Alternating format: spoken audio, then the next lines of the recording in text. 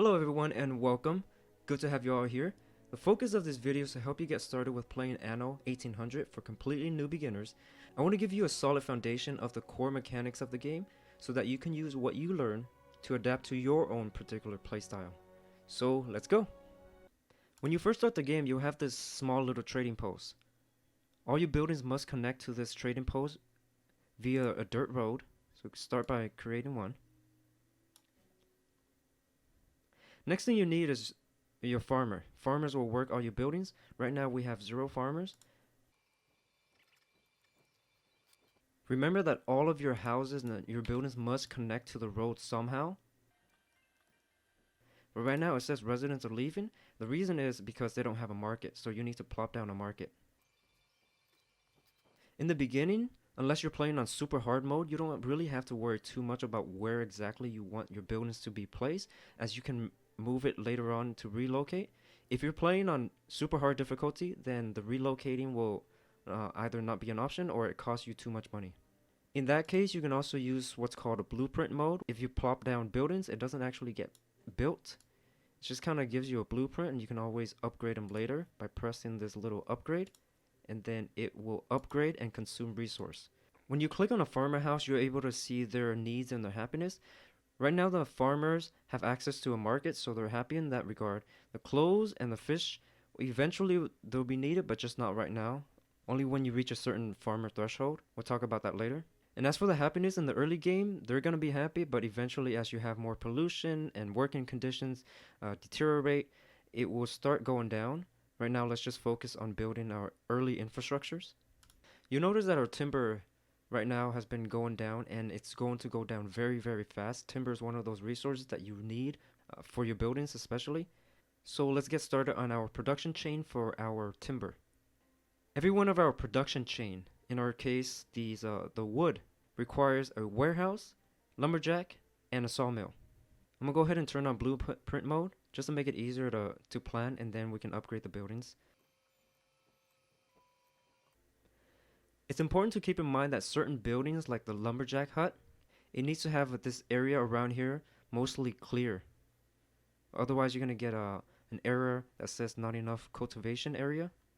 Now that I'm happy with all the building placement that I want, I'll go ahead and turn off blueprint mode so I can upgrade the buildings. Press this little upgrade. We'll upgrade the warehouse first, when we'll upgrade one of the lumberjack and a sawmill. And you'll notice that it's going to take a little bit of time for the productivity to go up. Another question you might have about this outline is why did you put this lumberjack hut here? Why is this warehouse here? Why is this sawmill about to be here? Well, there's really no wrong way. It's just there's a good way and the best way. And this is one of these, essentially a template that works really well. You don't have to do it this way. But the main point takeaway is that keep the area around the lumberjack's hut clear. Right now, see, it says 100% efficiency, normal productivity. Now we do have some extra farmers here, so we can actually go ahead and create more buildings just to use some of those farmers. We'll upgrade another lumberjack's hut and another sawmill so that our wood production is going a little bit faster. Another question you have is how do you know how many buildings to build of each building? If you hover to the building's UI, you'll see that it says produces wood, and wood takes 0015, which is 15 seconds to produce one wood. And if you hover to the sawmill, you'll also see that it takes 15 seconds to produce one timber. So, which means that it's a 1-to-1 ratio for this one. So for the wood production line, you'll need one lumberjack and one sawmill. For this house template I'm using right now, I'll leave a link in the description for you if you want to use it. Feel free to not use it. It's up to you. And obviously, of course, for this one, you can't put a house in the middle, because if you put a house right in the middle here, that house in the middle doesn't have access to this road. So right now we'll need to unlock more farmers to kind of progress, because it requires you to, there's an unlock condition on farmers. We need to have more farmers. Let's go ahead and upgrade some of our buildings here. The fish requirement is unlocking. Eventually the work clothes will unlock. Just have to have more farmers. Now that we're getting too many farmers, you'll see something that says unhappy. And that's on, you can click on that to see their unhappiness. And the reason why they're unhappy, and because they're missing many buildings. This is a pub, and they also need some work clothes here. So we'll go ahead and get some work clothes for them, because we can't have farmers running around in the wheat field naked, right? Alright, so for the clothes production line, you're gonna need a sheep farm and a framework knitter. If you hover here, you're gonna see that wool takes 30 seconds, and work clothes also takes 30 seconds. This is also a 1-to-1 ratio. When you build a sheep farm, you also need to build some sheep fold. Click on this little icon here. There's only 3 that's required, so you can build 1, 2, 3. This whole thing takes a little bit of planning. And of course, with every kind of production chain that we have, we're going to need a warehouse. And because we have many farmers, we're going to need a little bit more in terms of the work clothes that they need. And eventually you're going to run into a time where you're going to have a fire. So make sure that you put a fire department. I usually like to put 2 around every kind of grid area. And if you notice, if you click on a building and you see a different color roads here, this means that in this particular area it's super dark green. This means that buildings here will get really good protection from fire.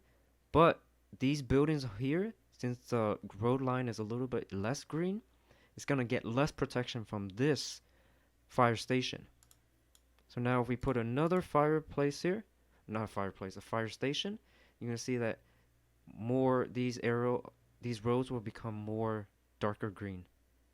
And it's one thing about the fire station is that, of course, it does take time to build, so make sure that you don't forget to build fire stations. Build it as soon as you can, so that you don't have, buildings burning down like this. But now that we're here, we can finally see them, zoom in, and we can see them putting out fire in action. Don't panic too much about fire. It's not that big a deal. As long as you have a fire station and as long as these guys are here, it's fine. Don't panic. You can see now that many of our farmers are happy, and if you zoom in closer, you'll see little arrows here, which means that these guys are really happy and they want to, eventually they're going to be upgraded to workers, which is another kind of workforce that unlocks different types of buildings for you. And while you're at it, click on the happiness and make sure that they're not missing buildings that they need.